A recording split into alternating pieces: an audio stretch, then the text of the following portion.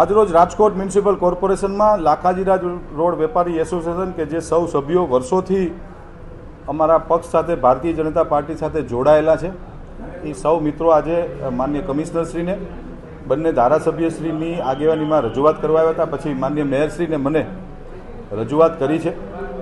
Dharmendra road વેપારી association કે Lakhajiraj road વેપારી એસોસિએશનનો પ્રશ્ન વ્યાજબી છે। વર્ષમાં એ લોકો વારંવાર રજૂઆત કરે છે અને એની રજૂઆતનું અમે લોકો સાંભળીને એનું નિરાકરણ પણ લઈ આવીએ છીએ।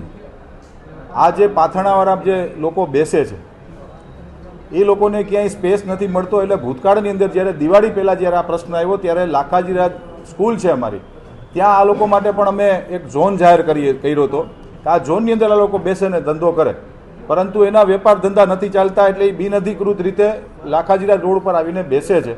વેપારીઓની રજૂઆત વ્યાજબી છે, એમને ધ્યાનમાં રાખીને એમને જે રજૂઆત કરી એ વિષયમાં આજે અથવા આવતીકાલે મ્યુનિસિપલ કમિશનરશ્રી સાથે માનની મેયરશ્રીની અધ્યક્ષતાની અંદર એક મિટિંગ કરીને એનું કાયમી નિરાકરણ કેવી રીતે આવે એમના માટે એનો નો ફેરિયા ઝોન એ લોકોને ડિક્લેર કરાવવો છે।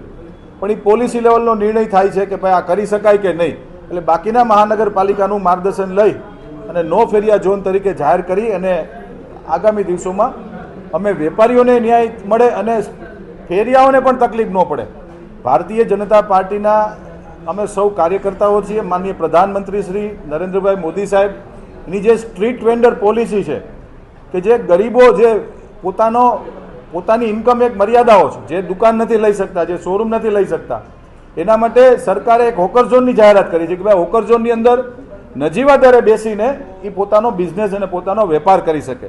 આ જે સ્ટ્રીટ વેન્ડર પોલિસી છે એમને પણ ક્યાંય ડિસ્ટર્બ ન કરવી અને માનનીય પ્રધાનમંત્રી શ્રી નરેન્દ્રભાઈ મોદી સાહેબનો જે સંકલ્પ છે કે દરેક વ્યક્તિ પોતાનો વેપાર કરી શકે એને ધ્યાનમાં રાખીને ફેરિયાઓને પણ પૂરતા પ્રમાણમાં ન્યાય મળે અને એ યોગ્ય જગ્યાએ બેસી શકે અને ધર્મેન્દ્ર રોડ કે લાખાજીરાજ વેપારીઓને પણ ન્યાય મળે એવો વચ્ચેનો રસ્તો રાજકોટ મહાનગરપાલિકા કાઢશે। એટલે કાયદો કાયદાનું કામ કરતો હોય છે, દરેક વ્યક્તિએ કાયદામાં રહેવું જોઈએ। ટાઉન પ્લાનિંગ શાખાના જે નિયમો છે, ખાસ કરીને રાજકોટમાં લાખાજીરાજ રોડ હોય, ભૂપેન્દ્ર રોડ હોય કે ધર્મેન્દ્ર રોડ હોય, ઘીકાંટા રોડ, ગરેડિયા રોડ, આ બધું હેરિટેજ રાજકોટ છે। આ રાજકોટ જ્યારે રાજકોટની સ્થાપના થઈ ત્યારથી આ રાજકોટ છે, એટલે ત્યાં ટીપીના જે નવા GDCR મુજબ નિયમો લાગુ નથી પડતા, કારણ કે આ 20ની શેરી છે, 25ની શેરી છે, એમાં ભૂતકાળની અંદર હવે અત્યારે વર્તમાનમાં આપણે માર્જિન છોડાવતા હોય છીએ, હવે ત્યારે માર્જિન નહોતા, રોડ લેવલથી ઊભી થઈ ગઈ હોય, પછી કોર્પોરેશને ફૂટપાથ કરી હોય અને પછી રોડ હોય, એટલે આવા બધા ક્યાંક ને ક્યાંક એન્ક્રોચમેન્ટ એ લોકો દ્વારા થતા હોય છે। આજે એમને પણ અમે લોકોએ વિનંતી કરી છે કે જ્યારે બિનઅધિકૃત બાંધકામ જ્યારે અમે લોકો તોડવા નીકળશું, તોડવાનું નથી પણ જે જગ્યા રોકાણ શાખા દ્વારા જે અમે લોકો કાઢવા નીકળશું ત્યારે આપના દ્વારા કપડાના શોરૂમમાં બહાર પૂતળા માર્યા હોય છે, ડિસ્પ્લે કર્યો હોય છે, એ મહેરબાની કરીને આપ આપના શોરૂમમાં લઈ લેજો, અન્યથા અમારે લેવું પડશે।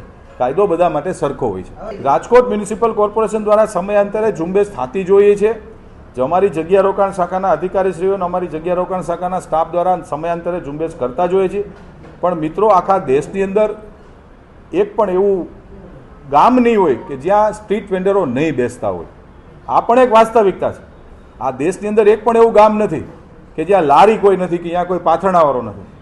કારણ કે મેં જેમ કીધું એમ માનનીય પ્રધાનમંત્રી શ્રી નરેન્દ્રભાઈ મોદી સાહેબનો એક સંકલ્પ છે કે નાના અને ગરીબ લોકો પણ પોતાના પગ ઉપર ઊભા રહી શકે, એના માટેની જેની વ્યવસ્થાઓ છે, એના માટે અમે યોજનાઓ બહાર પાડી છે પ્રધાનમંત્રીશ્રીએ કે 1 લાખ રૂપિયાની લોન લઈ અને તમને 0%ની અંદર તમે વેપાર કરી શકો।